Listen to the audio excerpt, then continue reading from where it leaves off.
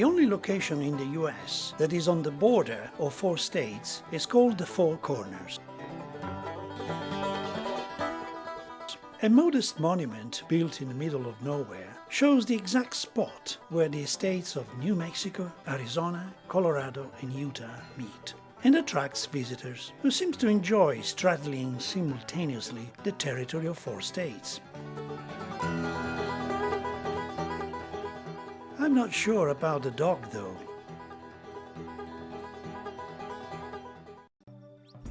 Surely I didn't travel all the way from Europe just to see this. Instead, I wanted to explore the many interesting historical places and spectacular sights present in this vast region. In southwestern Colorado, this is the fertile Montezuma Valley, at the foot of one of the most famous American archaeological sites, Mesa Verde. A true step back in time.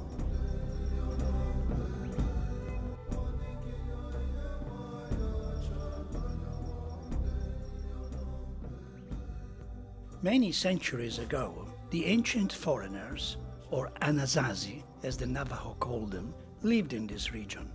They built their dwellings beneath the overhanging cliffs of canyons. Cliff Palace is the most renowned and contains more than 150 rooms.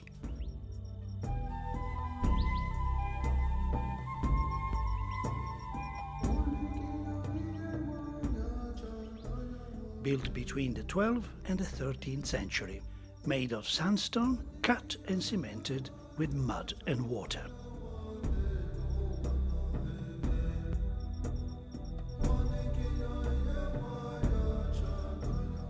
We know very little about the Anasazi, but they certainly were good builders.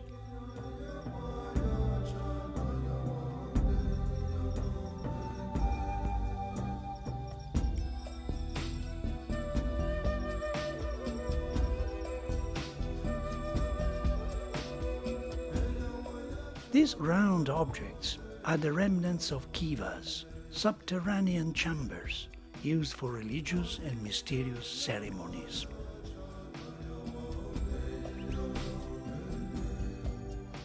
More challenging is the visit to Balcony House, a ruin that sits in the high alcove and that can only be reached by climbing a series of steep ladders.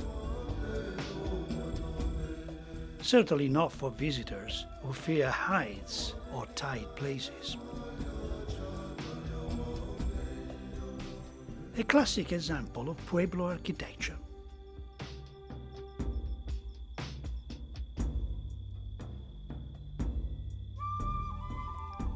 The Anasazi lived in Mesa Verde for less than 100 years.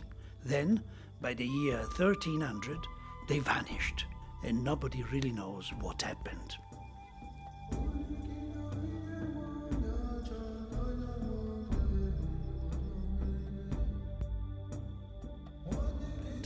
That room up there, see the ghost lines? We call those ghost lines going around that soot, that black area up there. That's where a fire had been in a room.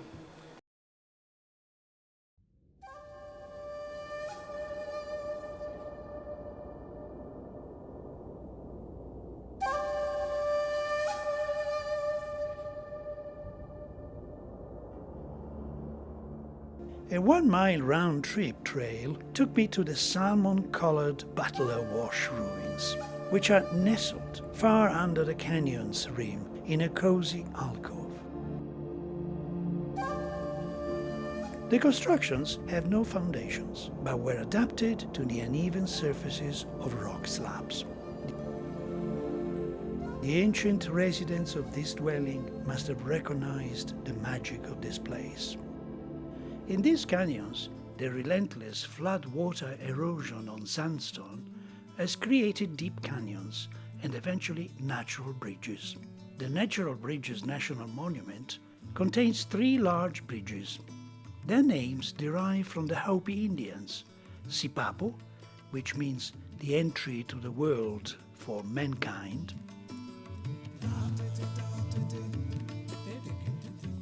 Kachina, the Hopi ghost dancer,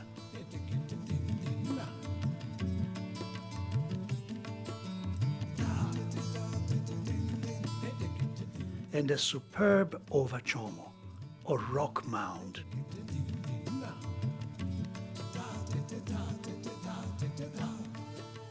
That to me looked like the body of a gigantic snake.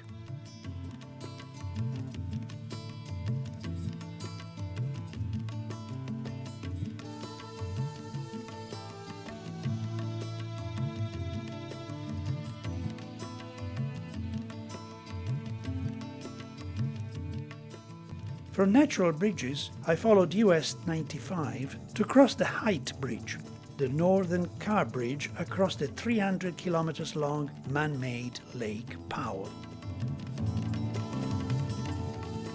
From here, the road south to Bullfrog revealed a unique, magical and almost surreal scenery. Initially, the color of the water reservoir is rather muddy from the Dirty Devil River, so named by the explorer Powell because it stinks like a dirty devil. It then changes to a more acceptable blue and creates a more pleasant contrast with the color of the surrounding canyons. The car ferry across Lake Powell from Bullfrog to Hole Crossings was a thrilling experience.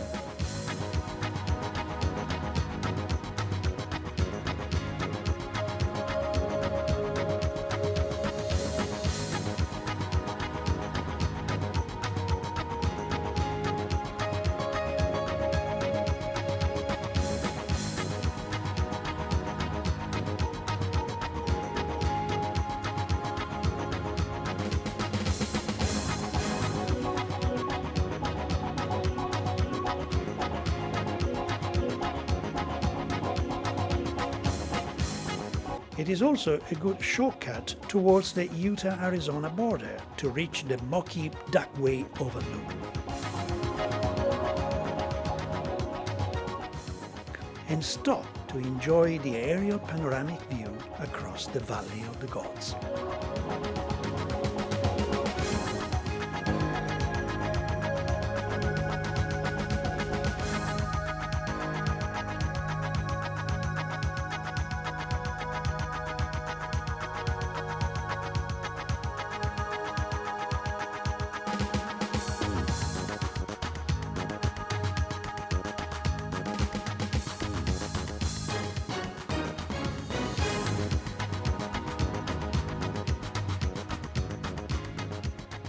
From here, I descended from the top of the Colorado Plateau, past the curious rock formation of Mexican Hat, to finally reach the compulsory stop at one of the most famous American scene attractions.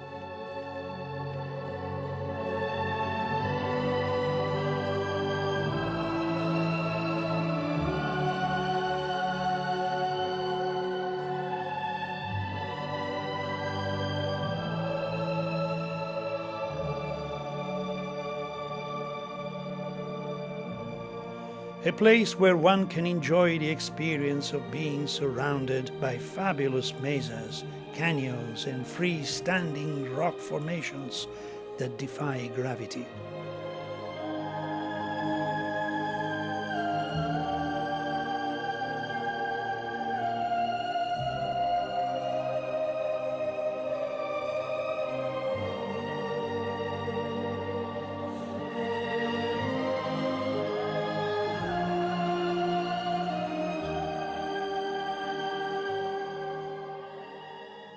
No wonder that several movies were entirely or partially filmed here.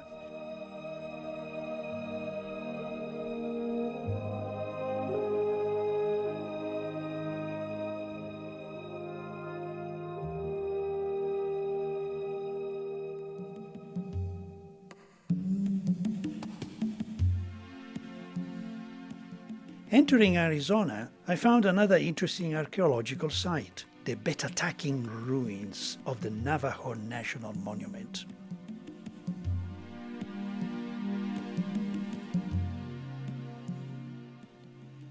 Betatakin, which in Navajo means ledge house, was discovered only in 1909. Here, in the 13th century, a few Kayenta Anasazi farmers established and built their homes under the south-facing canyon's shelters. Do you guys see that purple berries? It's like a canyon, basically. That's where it comes out. And this is the Navajo sandstone. A strenuous 5 hours round-trip hike, guided by a Navajo female ranger, took me to the bottom of the canyon, where the ancient village is located.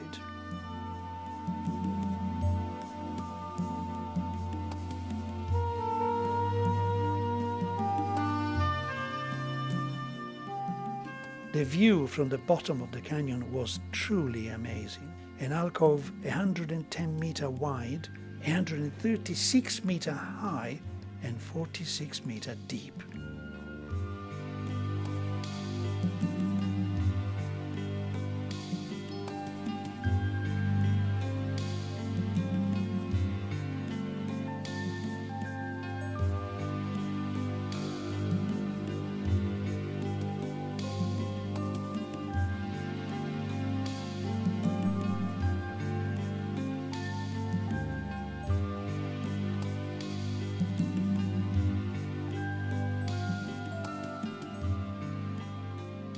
Another fascinating experience, although the climb back out was the equivalent of walking up a 70-story building.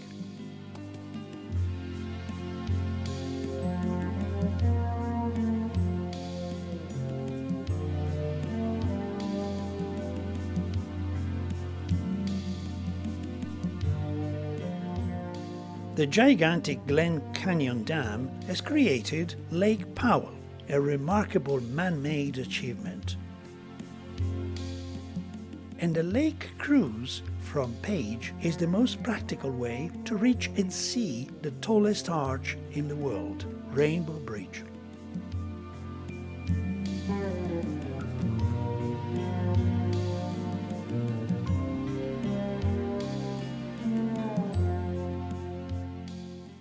At one point, the boat sailed through an intimidating labyrinth of canyon walls, with rocks just meters from either side, whose colors glistened in the mid-morning sun.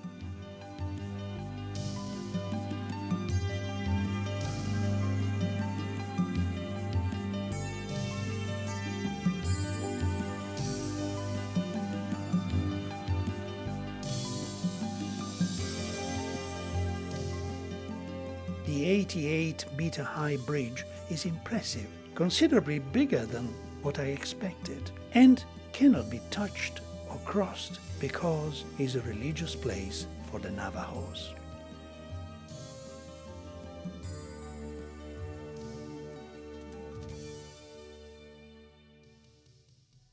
I've reached the end of my footsteps around the Four Corners.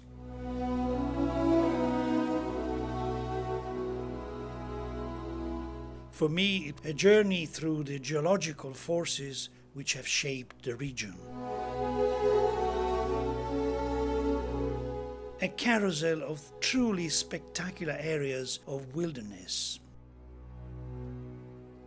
A visual reminder of how underground forces, wind and water, have heaved and pushed massive plateaus and mountain ranges.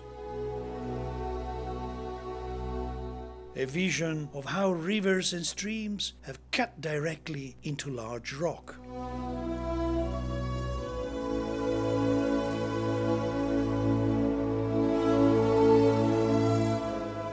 An arena where the elementary forces of time and weather meet the raw stuff of the earth with nothing to soften or hide the scars of battle.